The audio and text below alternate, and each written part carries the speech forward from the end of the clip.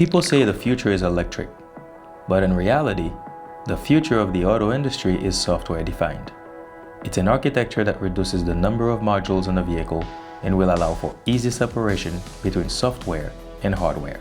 Let's talk about it. To properly explain how we will lose the right to repair fight, we need to go back to 1996.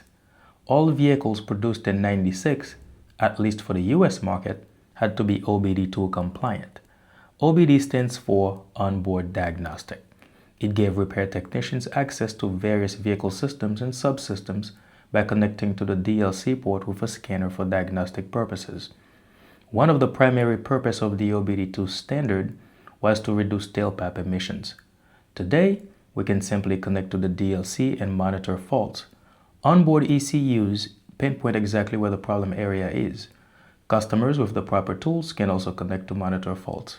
This also benefits the end user. The transition between OBD1 and OBD2 from an emission standpoint is very beneficial for the environment, but the added complexity in electrical and electronic systems meant that the experienced technicians needed to be retrained to properly diagnose such systems.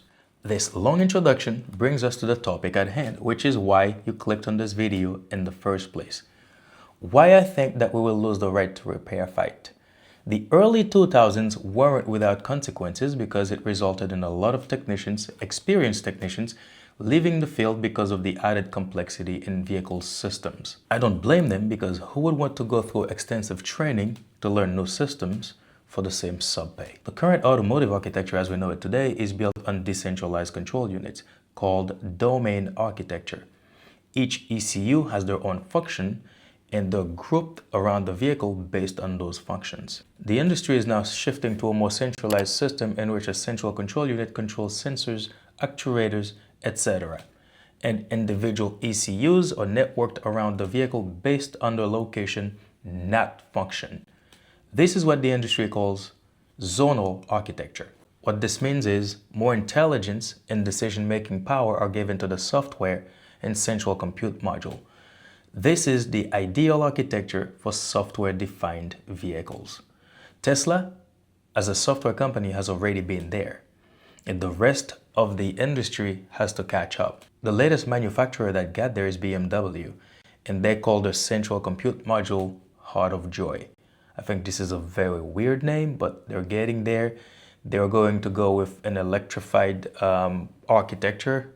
The M3 is going to be an electric vehicle now, and they're adopting this new architecture, which is called zonal architecture, and I have yet to see how this is going to play out. In my opinion, we're not going to lose the right to repair fight because we're going to be completely restricted from working on our own vehicles. I believe what happened in 1996 with OBD2 and complexity in vehicles is exactly what's going to happen with software-defined vehicles. I feel like, in my opinion, there is going to be a skill issue. The automotive industry is advancing at a very fast pace, but training is not there. Technicians are not getting up to speed, they're not getting retrained, and we don't even know if the motivation to get retrained is there, because why would you do it for the same sub-pay? Right now, what's going on, 2025, 2026, and it's been happening in the past 10 years, is that technicians lose complete interest in the automotive industry and they choose other fields. They have to buy their own tools. You go in a lot of debt for that, and you have to go to training, extensive training. You got to have specialized knowledge. Why would you have to go through this whole thing and getting in debt just to get the same pay and the bad treatment in some cases? So why would you do that? Ethernet is going to be a big thing in software-defined vehicles in that zonal architecture, because Ethernet has the capability to carry loads of data. And right now we have multiple networks. A brand new vehicle, luxury vehicle, for example, can have multiple networks where ECUs are placed in those different networks based on their functions. Moving to this new architecture, which will have a lot of Ethernet. Ethernet is a 2-wire, it's not the computer Ethernet, which has 8 wires. It's a two-wire network. They simplified it for vehicles because, to reduce wiring and all that. So Ethernet is a new thing to technicians, and a lot of technicians out there don't even know what Ethernet is. And zonal architecture is going to have a lot of Ethernet, and Ethernet is a very, very different way of communicating. It's brand new to technicians. So technicians, I feel like they're going to leave the industry because it's going to be a skill issue. They wouldn't want to learn the new thing. Although for manufacturing, zonal architecture is simpler, but this doesn't mean the ability to diagnose the system is also simpler. It's actually a more complex way to diagnose it when we have electronic and electrical issues.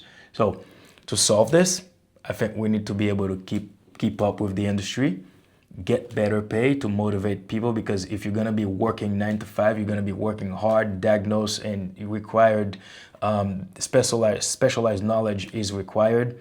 I feel like they need to get compensated for it. If not, we're going to have a big crisis in the industry, and that may lead us to a different era. That different era is that cars are going to have to be more reliable, and service centers would have to be maybe at the manufacturing plant. I don't know. That's my prediction, but I truly believe, based on those facts, we will lose the right to repair our own vehicles because of skills. I hope this video helped you out. Thank you very much for watching. I'll see you in the next one. Bye-bye.